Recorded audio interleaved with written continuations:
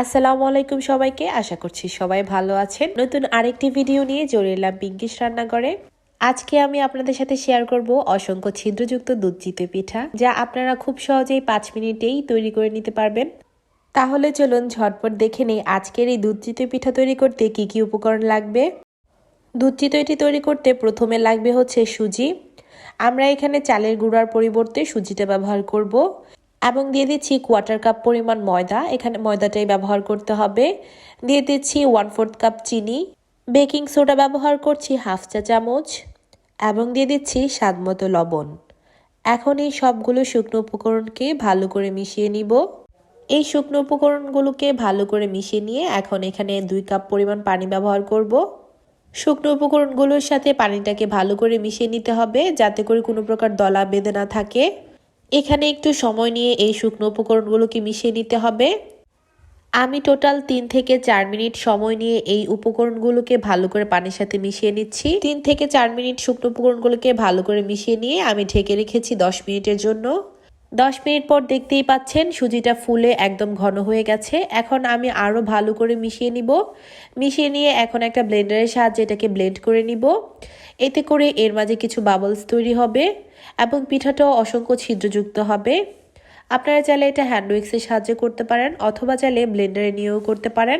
আমি এই মিশ্রণগুলোকে 2 মিনিটের জন্য ব্লেন্ড করে নিয়েছি। 2 মিনিট ব্লেন্ড করে নিয়ে আমি এখন একটা বাটিতে ঢেলে নিচ্ছি। বাটিতে ঢালার পর আপনারা দেখতেই পাচ্ছেন মিশ্রণটি কতটা ঘন হয়েছে। যেহেতু আমি চিতই পিঠা তৈরি করব, তার জন্য চিতই পিঠার মতোই গুলা তৈরি করতে হবে। তার জন্য আমি ব্লেন্ডারে যে লেগে থাকা ব্যাটারগুলোতে একটু পানি মিশিয়ে নিয়ে আমি ব্যাটারটিতে মিশিয়ে নিচ্ছি।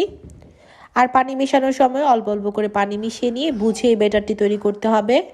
আমার এই সম্পূর্ণ ব্যাটারটি তৈরি করতে টোটাল 2.5 কাপের মতো পানি লেগেছে, তবে আমি অল্প অল্প করে পানিটা মিশিয়ে নিয়েছি। আপনারা অবশ্যই লক্ষ্য করে বুঝে তারপর গুলাটা তৈরি করতে হবে। তো আমার এখানে মিশ্রণটা তৈরি হয়ে গেছে। এখন আমি একটি পিঠা তৈরি করে নিব।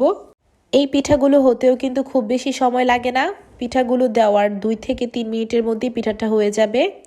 আর এই পিঠাগুলো কিন্তু আমি একটা প্যানে তৈরি করে নিচ্ছি। একটা প্যানেই পিঠাগুলো তৈরি করে নেওয়া আমি মনে করি সব থেকে বেশি ভালো হবে। আর এই প্যানটা হতে হবে ফ্ল্যাট। আর এখানে চুলার আঁচটাও একদম লোতে রাখতে হবে, কেননা পিঠার ব্যাটারটিও পাতলা। চুলার আঁচ বেশি বাড়তি থাকলে দেখা যাবে পিঠাটা পুড়ে যাবে। আর দুধ চিতই পিঠা কিন্তু পুড়ে গেলে খুব বেশি টেস্ট ভালো আসে না।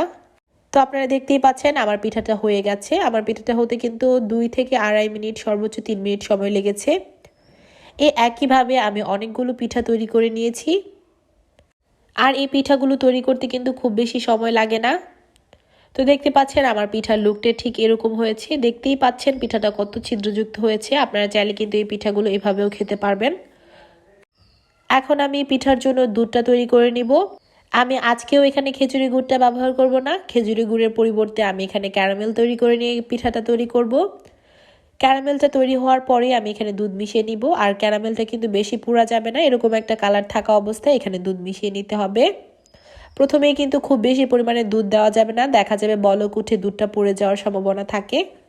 প্রথমে অল্প পরিমাণে দুধ মিশিয়ে নিতে হবে। ক্যারামেলের সঙ্গে যখন অল্প পরিমাণে দুধটা মিশে যাবে, তারপর পরবর্তী দুধগুলো ব্যবহার করতে হবে। আপনারা দেখতেই পাচ্ছেন অল্প পরিমাণে দুধ দেওয়ার পরেও কতটা বলক উঠেছে। আমি কিন্তু এখানে খুবই অল্প পরিমাণে দুধ ব্যবহার করেছিলাম। এখন বাকি দুধগুলো মিশিয়ে নিচ্ছি।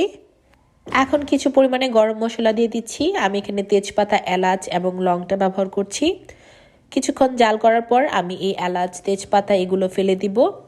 তো দেখতে পাচ্ছেন 2-3টা বলক আসার পর আমি এখানে এখন এই এলাচ, তেজপাতা এগুলো তুলে ফেলে দিব। এই গরম মশলাগুলো 2-3 মিনিট রাখলেই এর নির্যাসটা চলে আসে, তারপর এগুলো তুলে ফেলে দিলেই হয়।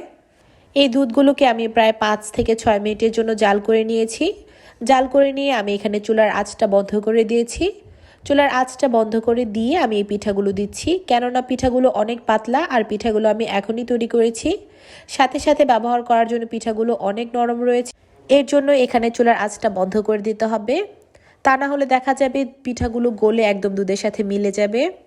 তো আমি একেবারে সবগুলো পিঠা দিয়ে দিচ্ছি না, আমি 2 থেকে 3টা পিঠা দিয়ে স্প্যাচুলারের সাহায্যে চেপে চেপে দুধের সাথে মিশিয়ে নিচ্ছি। যেহেতু এই পিঠাগুলো অনেক পাতলা, তার জন্য এভাবেই করতে হবে।